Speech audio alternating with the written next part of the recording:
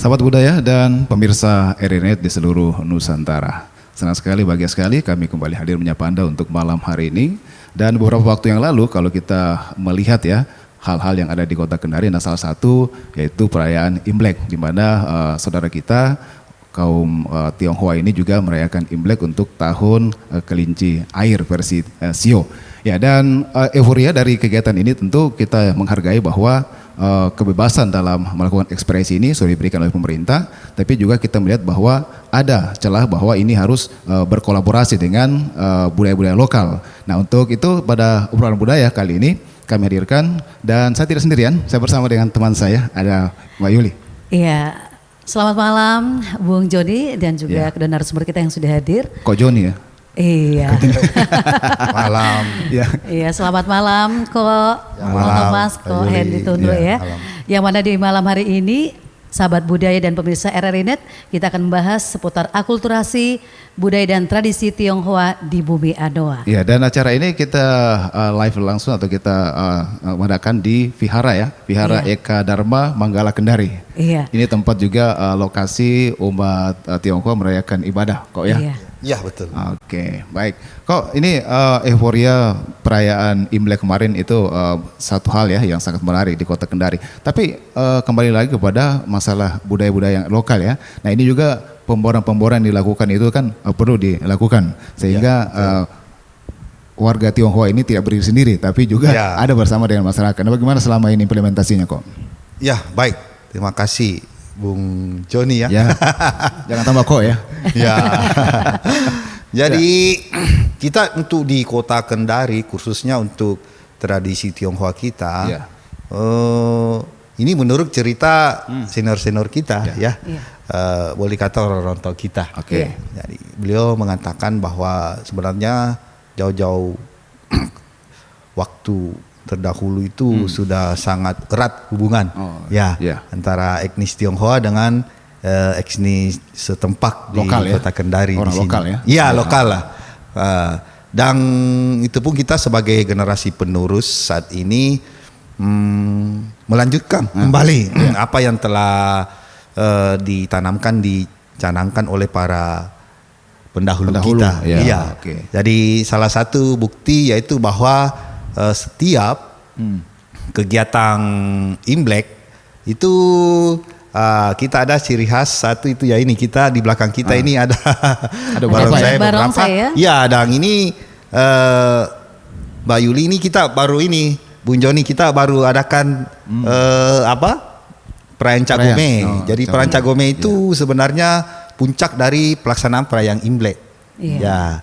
Jadi kalau Imleknya tanggal 1, perayaan Cap Gome-nya itu 2 minggu kemudian berselang jadi puncaknya. Inilah salah satu bukti bahwa akulturasi khususnya dalam budaya itu kita juga di Kota Kendari kita juga boleh lihat kita laksanakan dengan sangat baik. Bahkan di sini ada satu yang unik bahwa para pemain barongsai ini adalah anak-anak kita, anak-anak lokal kita seperti Bung Joni sampaikan tadi. Jadi bukan hanya warga Tionghoa ya? Bukan, ya walaupun itu dari campuran mana saja kok? Walaupun memang juga ada anak-anak Tionghoa yang main, cuman ya karena tadi kita harus saling merangkul, harus ada kebersamaan.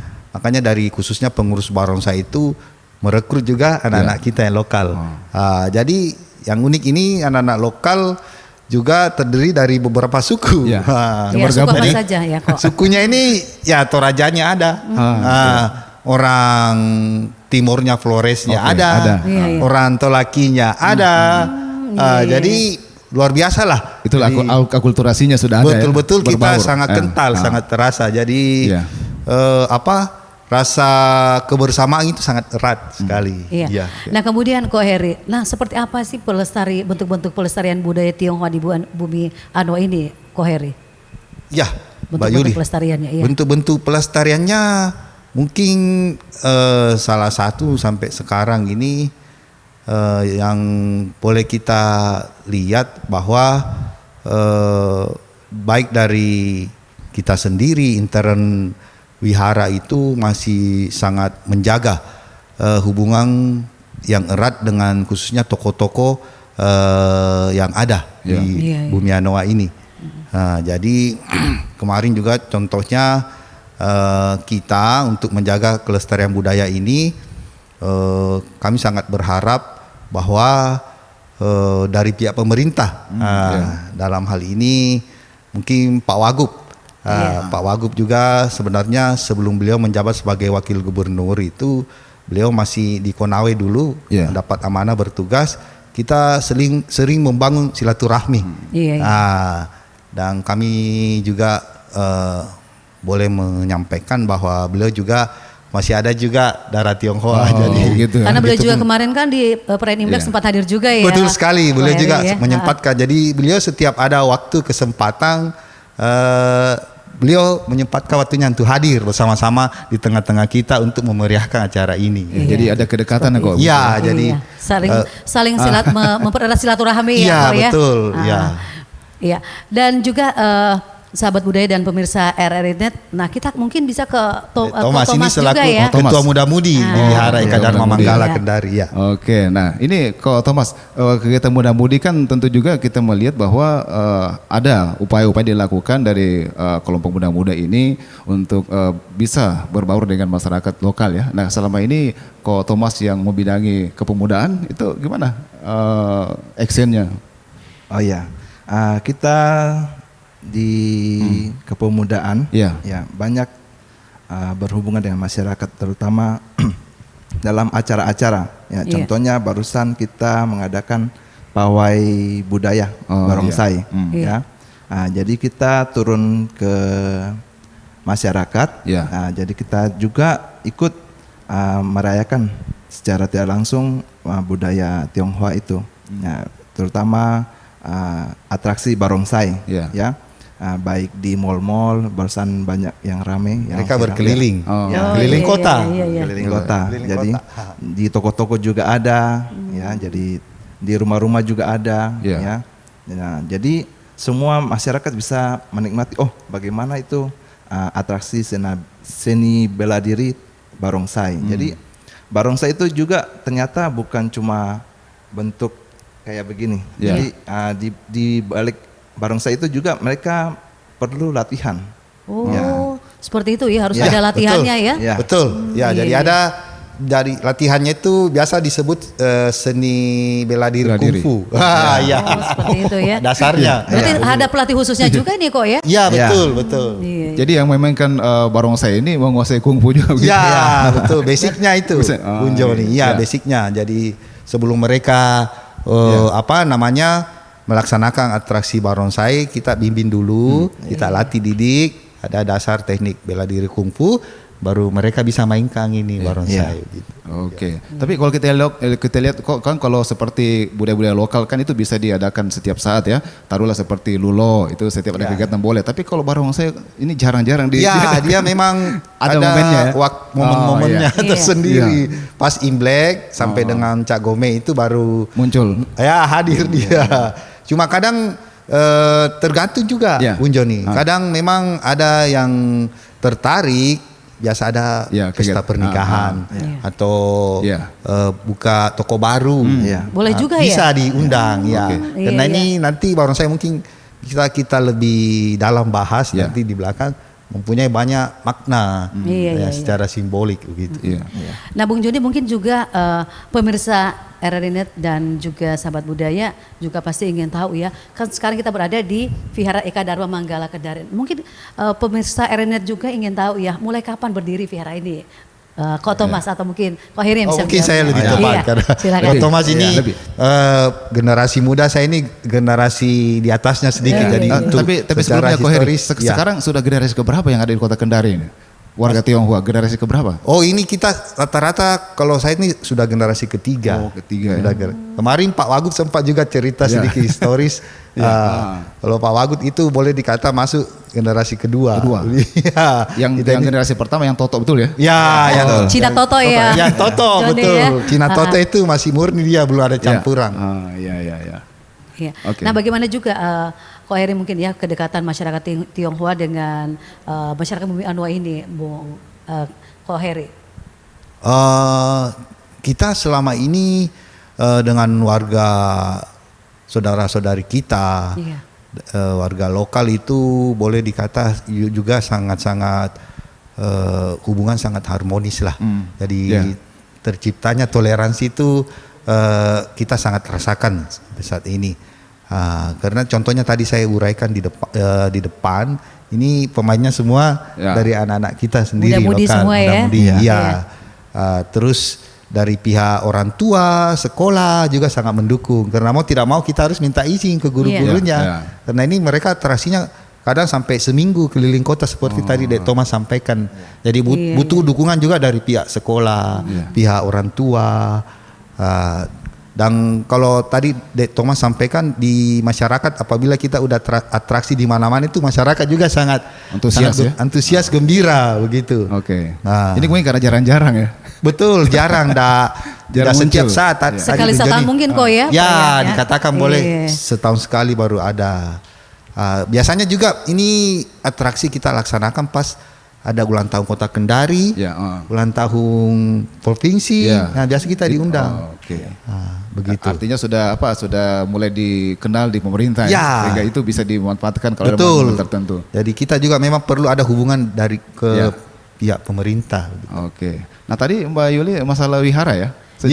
Nah wihara ini mulai kapan berdirinya ini? Maaf, kita terlanjur akhirnya ngobrolnya lupa bertanyanya. Jadi wihara ini didirikan 2003. Bahkan kita sangat bersyukur pada Tuhan Yang Maha Kuasa bahwa wihara ini diresmikan langsung oleh Bapak Gubernur kita Pak Limasi. Ya, beliau yang resmikan 2003. Berarti sekitar 20 tahun ya, Ko ya? 20 tahun. Jadi 20 tahun. Atas nama wihara kami juga sangat berterima kasih kepada RRI ini bisa hadir pas 20 tahun usianya wihara kita. Jadi memang sangat-sangat momennya ini sangat tepat. RRI untuk bisa hadir di Wihara Kadama Manggala Kota Kendari. Semoga kedepannya ini kita makin bisa mempererat hubungan ini. Itu harapan kita sama-sama ya. Semakin dekat lah kita. Kalau melihat juga ini kan perkembangan terus berlangsung Pak Heri ya, Ko Heri ya. Nah, jumlah ya masyarakat Tionghoa di Kota Kendari ini sampai sini berapa kepala keluarga? Ya, kalau untuk secara general masyarakat Tionghoa di Kota Kendari ini kalau tidak salah kemarin itu tidak keliru itu mungkin sekitar 15 ribuan untuk Kota Kendari. Cukup banyak ya? Ya banyak juga. Cuma itulah ini juga satu tantangan bagi kita ke depan bahwa banyak anak-anak kita khususnya contohnya kami ini kan dari kalangan pengusaha. Biasanya anak-anak kami itu kalau sudah levelnya masuk ke strata sekolah menengah ke atas, biasanya kita keluarin mereka sekolah studi luar Kota Kendari. Jadi ini mungkin dari RRI juga bisa nanti beri input masukan ke berbagai sektor khususnya di sektor pendidikan bahwa kita harus lebih meningkatkan mutu pendidikan kita agar kita ini beberapa orang tua yang lebih menginginkan mutu pendidikan anak-anaknya untuk lebih bagus, enggak usah lagi keluar dari Kota Kendari begitu. Kan sama ya Ko ya? Jadi ini sebenarnya Mbak Yuli, terus terang keadaan yang sekarang fakta yang ada di Kota Kendari, banyak anak-anak pengusaha itu keluar studinya keluar ya? Iya. Kenapa harus keluar kok? Kan di Kendari juga kan kualitas mutunya kan bagus juga begitu, ya Ko. Cuma kurang tahu juga kita ini karena mungkin pengaruh anak-anak kita juga. Kadang temannya sudah ada satu ke Makassar, Surabaya, Jakarta, mereka atau tertarik juga. Atau Kota Thomas sebagai pemuda. Melihat Kota Thomas coba. Ya mungkin pertama itu tingkat dari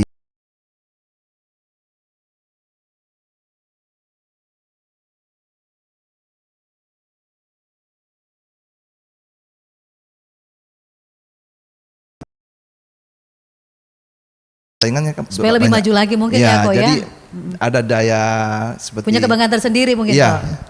Saya bisa mengalahkan dari ini padahal dia lebih pintar di sekolahnya. Jadi ada persaingan lagi ya. Persaingan. Jadi apakah level Kendari tidak saingan?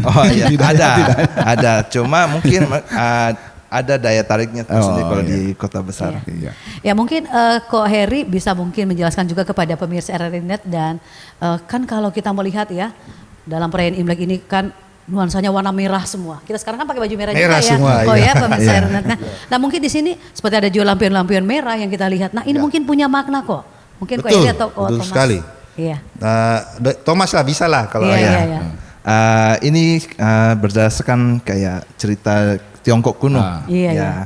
Kalau dulu pada saat itu biasanya kan kepercayaan pada Tiongkok itu percaya pada dewa dewi. Ya. Pada saat menjelang Imlek mereka semua terbang ke kayangan melapor kepada yang di atas. Sementara itu ada monster yang datang namanya Nien. Ya. Namanya siapa kok? Nien. Nien. Ya, monsternya Saya kira namanya Nani tuh, Nien. Nani, bukan Nien ya. Iya. Jadi monster itu menyerang kayak warga di terutama di daratan Cina dulu. Ya, jadi Nien ini sering mengganggu masyarakat. Jadi masyarakat itu sangat gelisah. Iya.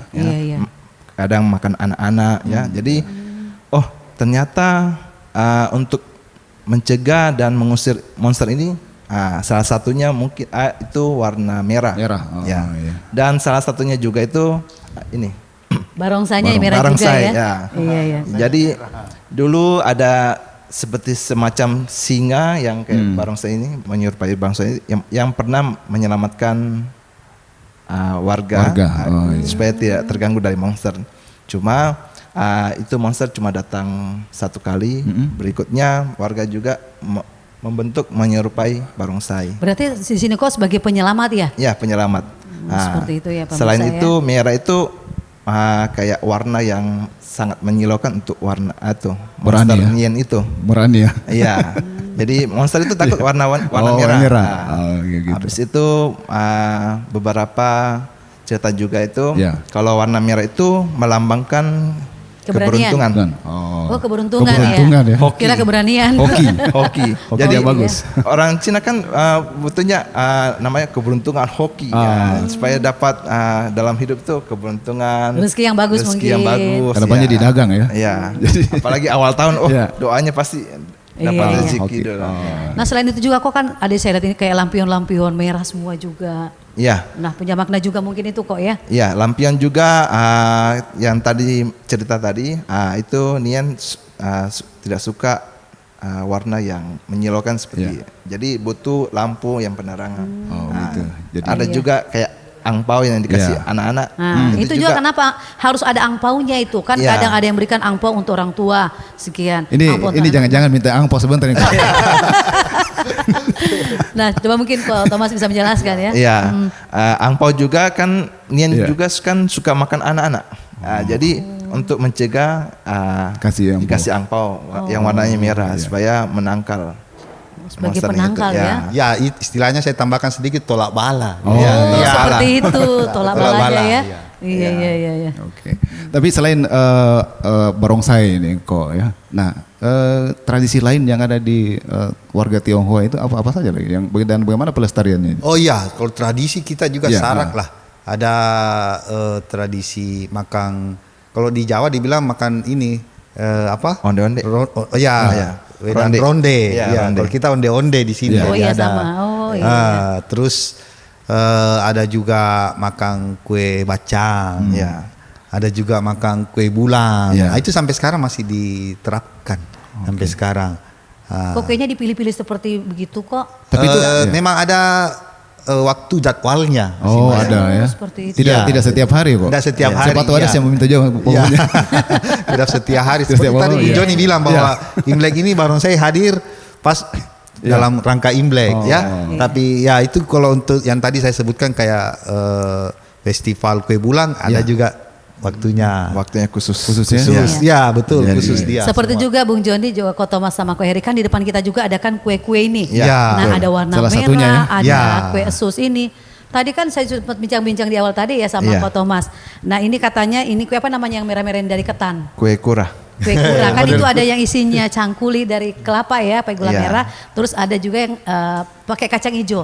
Kok bilang tadi Ko Thomas itu yang kacang hijau katanya harganya itu mahal warna kuning. Punya makna juga mungkin ini kok. Ada katakan kepada pemirsa RRI Net dan sahabat budaya. Silakan. Kue kurah ini kan dari namanya kura-kura. Ya, kura-kura itu hewan yang panjang umur. Iya. Ya, hidup bisa ratusan tahun. Ini ya. Pemirsa Renet ya, kuenya kue kura ini. Ya. Oh, kura-kura, bukan pura-pura ya? Kura-kura. Bukan kura-kura ya, tapi kura ini. Ya. Jadi namanya kue kura itu melambangkan pertama dari hewan itu panjang umur, ya. Jadi kedua dari simbol tadi warna merah, ya keberuntungan. Terus tadi kan ada kuningnya juga kok bilang tadi yang isi kacang hijau. Ya, warna kuning itu melambangkan seperti kekayaan, kayak emas gitu ya. Kemakmuran. Ya, kemakmuran. Iya. Jadi masing-masing kue juga itu ada maknanya, seperti kue lapis legit. Ya, biasanya kita jumpa lapis legit itu. Oh, kenapa harus lapis legit itu disajikan pada saat Imlek? Oh, ternyata ada maknanya supaya rezekinya berlapis-lapis. Seperti kepercayaannya juga Bung Joni seperti itu. Oh iya, berlapis-lapis ya. Iya. Jadi istilahnya kalau kita lihat dalam budaya Tiongkok ini atau masyarakat Tionghoa ini syarat dengan pesan-pesan ya. Dari satu warna betul, terutama saat Imlek itu sebenarnya banyak hal-hal yang tidak pernah kita temukan. Akhirnya keluar. Ya, semacam persembahan-persembahan seperti ini mungkin betul. Ya Ko ya. Ada kuenya, ada mie-nya, ada juga kue keranjangnya di samping kue lapis legit, kue kura, bahkan juga sampai ada pantangan-pantangannya kalau pas Imlek. Kalau pantang-pantangannya seperti apa saja kok? Itu yang karena seperti tadi Mbak Yudi sampaikan harus serba merah, bahkan ada juga kuning. Tapi pada umumnya secara khusus itu pada merah semua. Mayoritas merah semua ya. Pantangannya itu tidak boleh ada putih. Kalau ada putih kenapa katanya kok? Itu kalau dalam makna arti simbol warna putih di tradisi leluhur dari Tiongkok itu putih melambangkan kedukaan, gitu. Kedukaan. Jadi, itu jadi istilahnya pada saat suasana Imlek kan suasana gembira, bahagia, bahagia. Kita tidak boleh ada simbol yang putih duka begitu. Berarti sedih ya kalau putih. Karena kita mau bergembira pakai merah-merah semua ya kok. Simbol duka cita kalau putih, kalau merah ini simbol sukacita gitu. Seperti itu ya kok. Nah itu juga Ko Thomas ya, ini kan generasi muda yang ada sekarang ini. Nah melihat bagaimana juga bisa diteruskan lah tradisi-tradisi yang ada di masyarakat Tionghoa dan bagaimana juga kita bisa berbaur dengan masyarakat lokal di sini. Oh ya, pertama tradisi yang kita lanjutkan dari orang tua ya. Ya, kadang perkembangan zaman itu sangat menggerus namanya tradisi. Nah, untuk apa kita mau jalankan tradisi? Bukan zamannya. Iya, bukan zaman. Abis itu mungkin banyak yang cuek. Untuk apa jalankan ribet ya, seperti misalnya kayak Pak Heri bilang tadi, ada tradisi makan kue bulan, pada makan kue bulan ya ngikut saja, tapi tidak tahu apa artinya maknanya. Jadi kita sebagai kaum muda juga harus belajar, kenapa bisa kita makan kue bulan? Oh ternyata pada bulan 8 lunar itu terjadi kisahnya begini. Kenapa bacang? Oh ternyata pada bulan 5 tanggal 5 Imlek ini terjadi kisahnya ini. Jadi banyak maknanya yang tersirat. Jadi kita kaum muda juga itu kalau mau menjalankan tradisi juga itu kalau tidak mengerti maknanya juga kadang kayak hambar gitu. Jadi harus kita pelajari apa saja makna yang ada di tradisi-tradisi kayak di dalam Tionghoa kita. Ya mungkin muda-mudi sekarang ya kok kadang tidak memahami yang seperti kok kata-kata di makna-makna yang kita makan ini waktunya kapan kan seperti itu ya kok ya. Dan juga mungkin para muda-mudi kan ada yang mengatakan kadang biasa itu cuma mitos. Bagaimana kok muda-mudi sekarang bisa diberikan mungkin pemirsa RRI Net ya tentang pemahaman seperti ini? Ya, memang kebanyakan mitos dibilang tidak mungkin terjadi saya biasanya pakai misalnya Imlek pakai baju putih. Fine aja ya. Kita kan memang tradisi kuno-kuno dulu kan beda dengan sekarang Jadi mungkin pola pikirnya sudah beda, tapi dalam pemaknaannya itu memang beda. Jadi misalnya kalau namanya merah itu melambangkan kebahagiaan. Jadi kita juga yang kalau misalnya pakai baju putih nanti orang kira lagi sedih ya? Iya lagi sedih atau lagi berduka. Lagi berduka. Iya. Iya. Jadi pandangan orang juga ke kita juga beda. Iya. Jadi kita juga harus kita sedang merayakan Imlek tapi kita pakai baju kayak orang berduka. Jadi orang lihat mungkin lagi berduka kayaknya. Iya. Yang Jadi, tahu maknanya ya kok ya. Iya, betul. Kedua mungkin juga banyak yang kayak kita bingung, kenapa orang tuh harus mempertahankan adatnya? Ternyata tradisinya ya. Iya, ya. Banyak juga bisa kita pelajari. Misalnya kayak beberapa orang tua bilang, jangan duduk di depan pintu. Depan pintu. Itu kan biasanya. Apa maknanya itu kok dari budaya Tionghoa sendiri tradisinya? Kalau budaya kami biasanya nanti menghalangi jodoh. Padahal kalau secara logika orang kan lalu lalang lewat pintu. Kok menghalangi orang ya? Sebenarnya seperti itu ya. Itu sebenarnya ada pesannya juga, ya. Pesannya. Tapi kalau secara logika ada juga artinya. Ternyata itu umum ya, Joni ya, bukan hanya dari Tionghoa saja, kita juga seperti itu. Orang-orang tua dulu juga kan, nggak usah di situ nanti kamu jodohmu katanya terhalang katanya seperti itu. Ya tapi Mbak Yul dan juga kok ini kita penasaran ya, bagaimana sebenarnya penampilan dari barongsai itu. Nah kita akan lihat tayangnya bersama-sama berikut ini.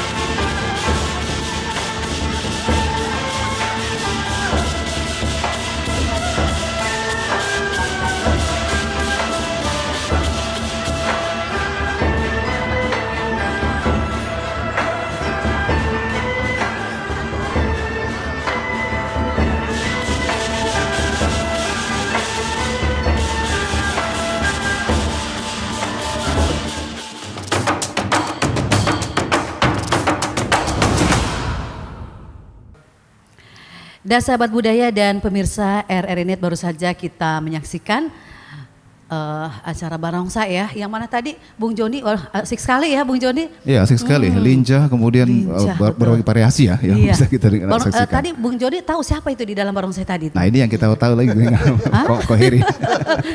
Penasaran juga masih saya Ko Heri ya, rahasia. Dan juga pemirsa RRI Net, nah di belakang kita kan banyak ada beberapa warna barongsai di sini. Mungkin saya bertanya sama Ko Heri dulu ya. Bisa kita ya. dari sini dulu ya Ko Heri. Ya. Kan ada 5 warna ya di sini. Iya, Memang betul. di sini hanya ini saja yang ditampilkan warna-warna, ada kuning, ada orange, ada merah, pink sama putih. Hijau, biru dan lain-lain ada juga ya. Iya, Ko Heri? ini kita ya karena untuk mengadakan satu barongsai juga tidak mudah, butuh biaya.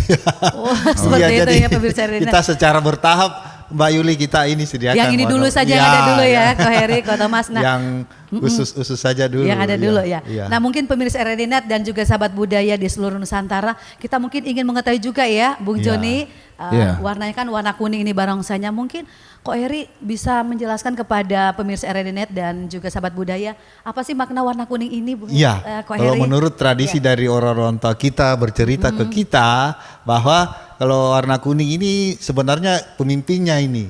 Oh, jadi pemimpinnya. jadi kuning ini disimbolkan sebagai rajanya. Rajanya ya. Iya, kalau kuning. Kalau ratunya yang mana, Ko Heri? Kamu Ratunya itu yang warna pink. Warna pink ya. Berarti ini rajanya ya. Iya. Warna kuning. Iya. Lambangan kuning. Kalau warna orange-nya lagi, Ko Heri? Kalau orange ini dia boleh dikata semacam penasehatnya. Penasehatnya. Iya, penasehatnya.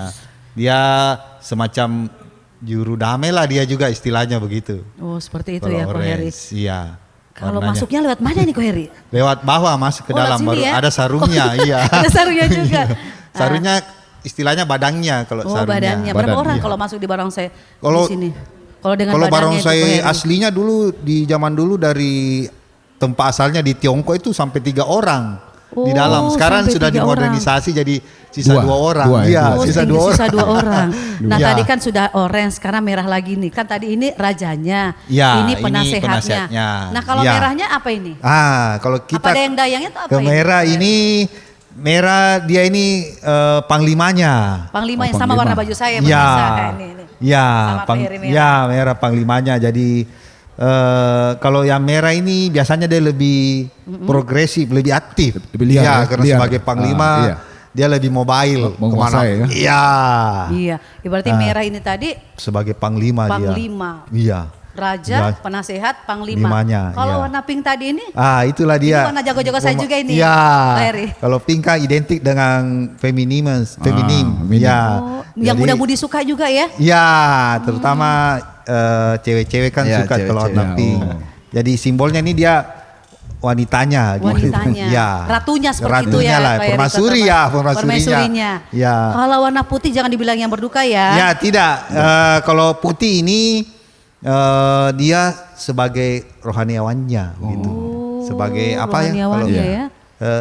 pandita. Panditanya. Pandita. Kalau kita di Buddha kan ada pandita Iya, iya. aja, panditanya Oke. begitu. Kemudian di atas kepala ini Ko Heri ini ada berapa simbol-simbol naga? Iya. Ada, Ya, ini Yang Dawasi. ini ya, yang ini ya, naga Bung Joni itu. ya.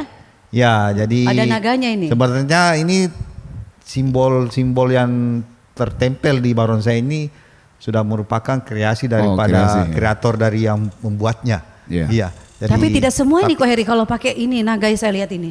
Ya, enggak semua. semua kayaknya. Ini Coba Bung Joni lihat. maksudnya Diamati. inisiatif dari pembuatnya. Oh, seperti ya, itu. menempelkan. agar lebih ini ya, kelihatan Supaya ada lebih kreativitas seninya. juga. Ya, Ya, daya tarik iya, juga. iya. Tarik. Ada variasinya orang bilang begitu. Oke. Nah ini kalau Thomas kalau mempelajari barongsai itu berapa Ya. lama bisa dikuasai?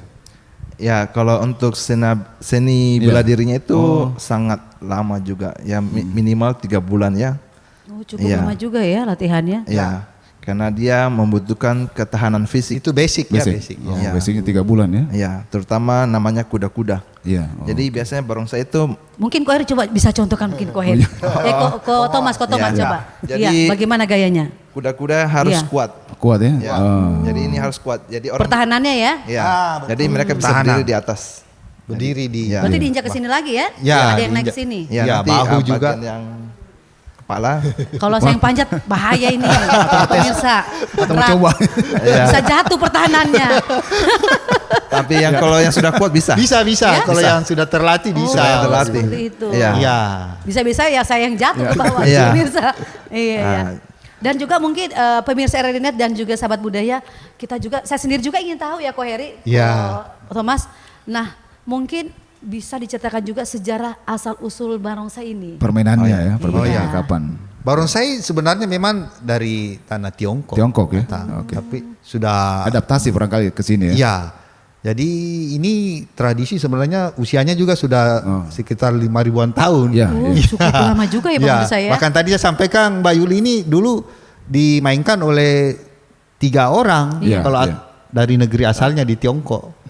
Cuma dia sudah menyebar kemana-mana, akhirnya lebih Dikondisikan daerah masing-masing. Dikondisikan. Jadi kalau 3 kan agak ribet. Kalau di Tiongkok kan penduduknya banyak. Iya, iya. Jadi Berarti kalau di sini cuma cukup dua saja. Ya cukup 2. Jadi sekarang bahkan di Tiongkok sudah tidak terlalu ini juga. Kalau budaya barongsai mereka tidak terlalu familiar lagi. Mungkin ya sudah masuk juga pengaruh-pengaruh barat di sana. Bahkan kita di wilayah bagian Asia Tenggara lebih memasyarakatkan ini budaya barongsai. Iya. Kalau juara ini kan sudah dipertandingkan juga, diperlombakan secara internasional. Ya. Kita nasional juga jadi sudah masuk di Pekan Olahraga Nasional ini. Oh, sudah masuk. Nanti akan dipertandingkan. Apakah juga mungkin kok nanti di wilayah Kendari juga ini bisa dipertandingkan juga barongsai ini? Makanya karena kita juga sampai saat ini untuk khususnya etnis Tionghoa di Kota Kendari tidak terlalu banyak. Jadi mungkin yang yang berminat untuk melaksanakan menyelenggarakan budaya tradisi barongsai ini belum banyak. Jadinya kita baru satu-satunya di Wihara Kadama Manggala yang ada. Jadi itu ya. tentunya tidak bisa di ini Mbak Yuli pertandingkan. Nanti dipertandingkan kita yang sendiri. Menang sendiri ya? Menang sendiri ya. Minimal kan biasa harus 3 ada klubnya yang berdiri. Ini kami baru 1. Ya. Nah kemudian Ko Heri, kalau tradisi Imlek dengan pernak-perniknya ini bagaimana juga ini? Pernak-pernik nanti mungkin De Thomas bisa. Thomas bisa Yang kuasai menjelaskan Thomas, kepada pemirsa ya. Banyak pernak-pernik. Pernak-pernik di Imlek itu sangat banyak ya. Seperti apa saja itu kok? Yang biasanya kita jumpa itu pasti pertama lampion. Iya. Ya, jadi lampion itu menyala di depan rumah. Oh, sudah tahu. Merayakan Imlek. Iya. Yang kedua itu yang kita nantikan, terutama yang kita yang masih belum nikah itu dapat angpau. Itu usianya sampai yang penting belum nikah ya? Iya, yang penting belum nikah kita masih tetap dapat angpau. Kalau sudah nikah tidak dikasih lagi? Tidak. Berarti tidak dapat lah saya kalau begitu pemirsa. Batal ya? Dapat kameramen saya yang belum nikah ini dapat angpau sebentar dengan sana. Iya. Jadi yang sudah nikah itu bagi angpau. Nah, itu namanya istilahnya membagi rezeki. Seperti itu. Jadi kita juga yang masih single itu juga was-was kalau Imlek mau terima angpau. Kenapa begitu kok? Pasti ditanya. Sudah nikah belum? Kalau sudah nikah baru dapat dapat dikasih angpau. Tidak, kalau belum nikah baru dapat angpau. Kalau sudah nikah tidak dikasih. Iya. Berarti sekalian pencatatan sipil begitu ya? Iya.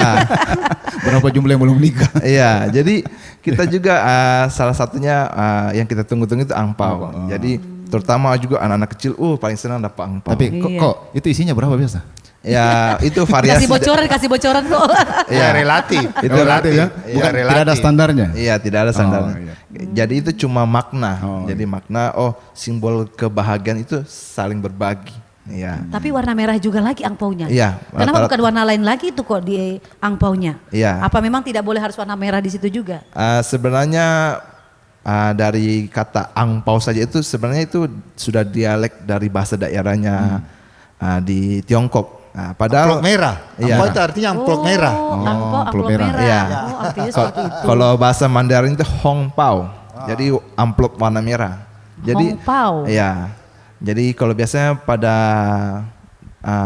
yang masyarakat biasa dengar tuh angpao, padahal hongpao. Bahasa Mandarin itu hongpao. Ya. Itu ang dari dialek Hokkien. Iya, Hokkien. Karena dulu di Indonesia banyak suku.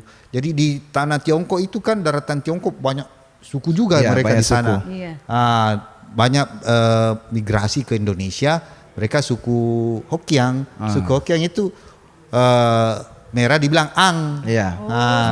Tapi kalau untuk secara nasional itu hung harusnya. Hung pao. Ya, hung pao. Nah pemirsa bukan angpau ya, kalau minta nanti hung pao. Nggak dikasih sama orang. Bisa hung pao, bisa ampau sama saja. Tapi Cuma penyebutannya beda. Lebih banyak isinya kalau dikasih penyebutan hung pao ya. Ya, kalau yang secara bahasa nasionalnya tuh hung pao. Iya, hung pao. Nah selain angpau apa lagi nih? Ya, selain angpau itu banyak juga misalnya dari pernak-pernik itu yang kita siapkan itu kayak hiasan. Ya. Hiasan seperti apa itu kok? Sio. Sio. Oh iya. Kebetulan ini kan sio kelinci. Ya. Jadi tidak mungkin kita pasang pajang sio yang lain. Jadi kita harus pajang kayak kelinci. Melambangkan sio ini. Jadi selain kita pajang ini sio kelinci, ternyata kita sedang rayakan. Jadi apalagi perkembangan zaman sekarang itu bentuk-bentuk dan wujudnya itu lebih lucu-lucu. Jadi daya tarik juga.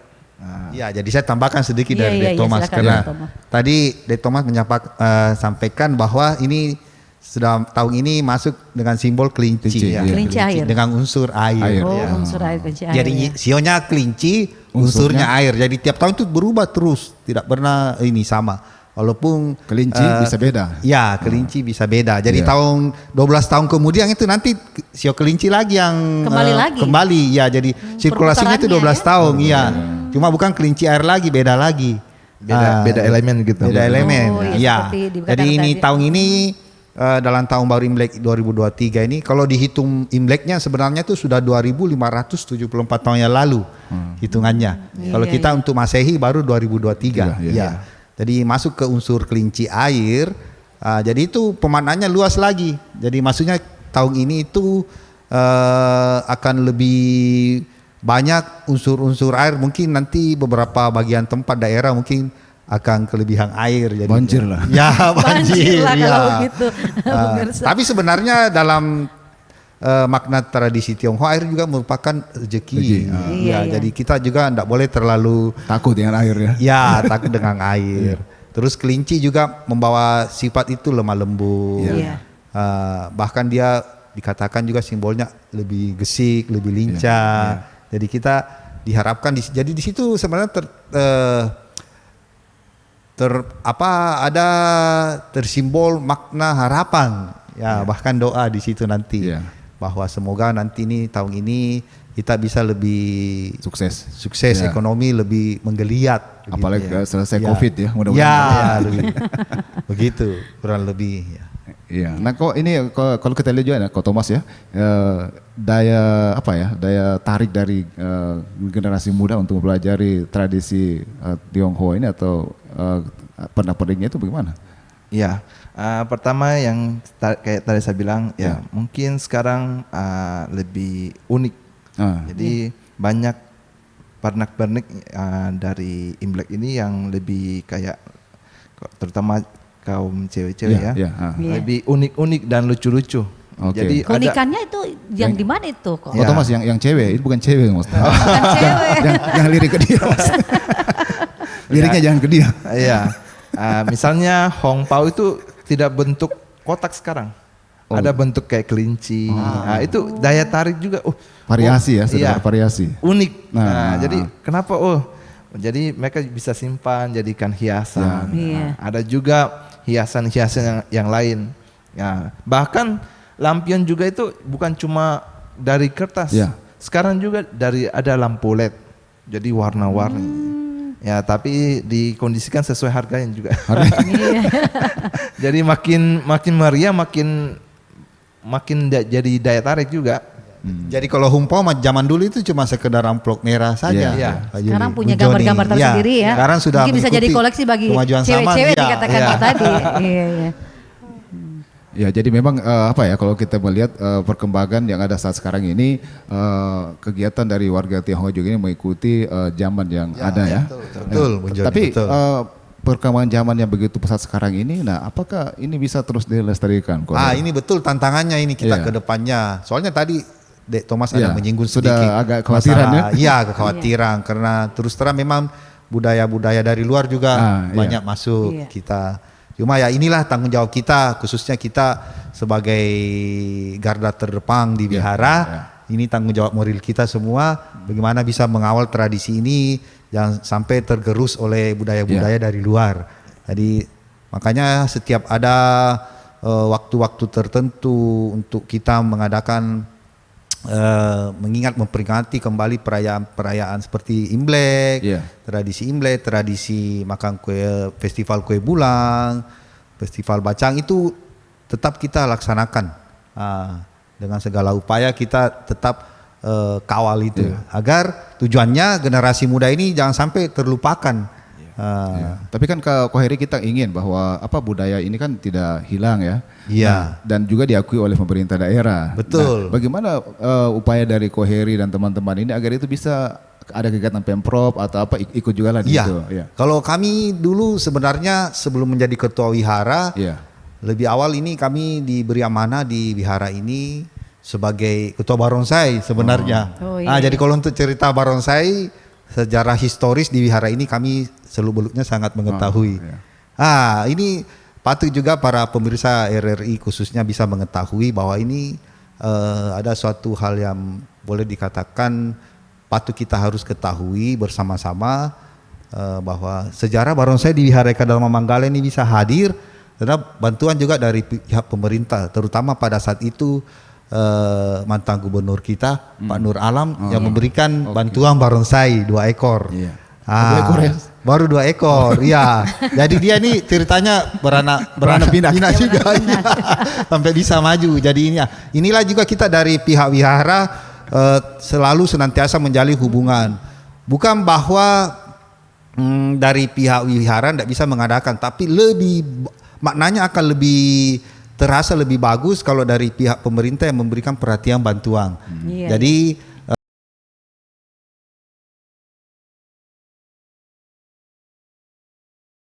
dikasih 2 oleh Pak Nur.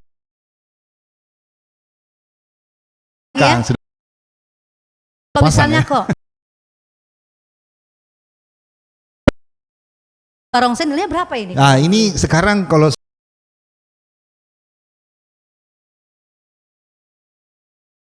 saya sampaikan ke Mbak Yuli, kita pelan-pelan adakan warnanya supaya bisa komplit. Saya kira ada ternyata.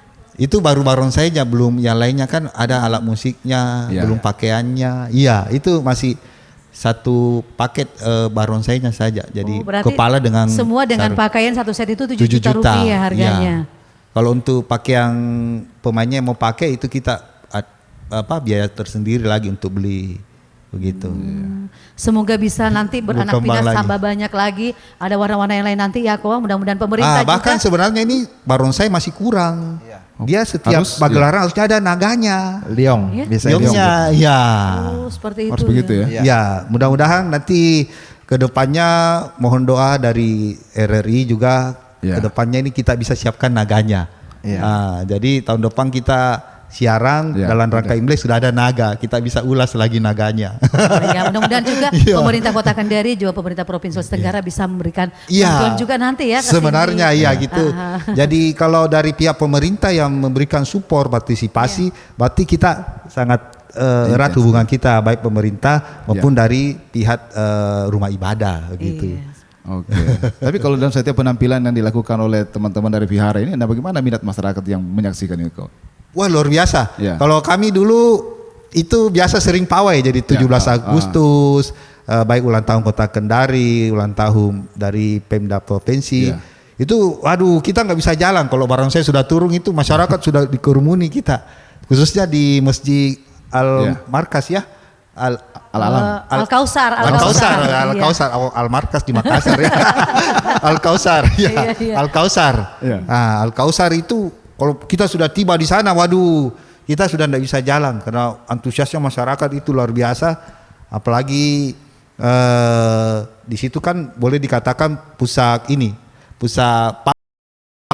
di sana. Berarti kemarin kan yang disampaikan Kohir dan Koto Mas tadi kan baru-baru saja ini permainan barongsai dalam rangka Hari Imlek ini kan diarah keliling Kota Kendari. Bagaimana antusias masyarakat untuk menonton Thomas barongsai yang kawal ini dia. Kebetulan kita untuk barong ini kita pakai panitia ya. Jadi kita ada kepanitiaan barongsai. Iya. Jadi kita menawarkan kepada rumah atau tempat usaha yang ingin mengundang barongsai. Jadi kita semacam ada promosi begitu, ada promo ya. Ya, jadi kita menawarkan, oh apakah dari toko misalnya toko A mau barongsai tampil di tokonya atau di rumahnya, apalagi atau di mall ya atau di hotel. Biasanya juga di bank-bank juga panggil.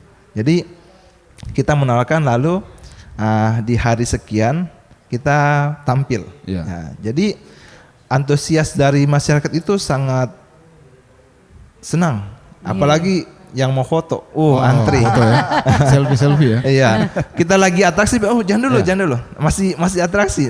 Nanti waktu fotonya ada khusus. Jadi banyak yang senang lihat barongsai. Jadi kalau untuk urusan mau foto dengan barongsai itu minta ampun, banyak antri. Banyak ya. Iya, apalagi tampil di Mall Lipo barusan, wah sangat antri. Baru kemudian pas atraksi, wah masyarakat langsung berbondong-bondong dari lantai 1, lantai 2 semua nonton. Jadi antusias masyarakat itu sangat senang. Nah kok tadi kan sudah bilang tadi kan siapa tahu dari kantor-kantor yang merayakan ulang tahun bisa menggunakan barongsai. Budgetnya berapa itu kok? Nah, rahasia kasih bocoran ya kepada pemirsa. Masalah budget sebenarnya pada saat khusus untuk perayaan Imlek itu diskonnya luar biasa. Jadi kita ndak cari maksudnya untuk cari profit sebenarnya. Jadi ya kurang lebih 1 jutaan saja. Tapi memang dia satu kaligus ini kan. Ya, sekarang 1,5. Oh 1,5. Sudah naik ya karena naik BBM ya. BBM naik. BBM naik. Ini sudah beda. Karena memang ada. Kami sudah tidak masuk panitia. Hampir kok kasih turun tadi. Jadi kalau tempat usaha atau rumah itu biasanya 1,5. Kalau instansi kayak bank atau tempat naik usaha lagi yang besar itu agak tergantung ya. Apalagi tempatnya luas.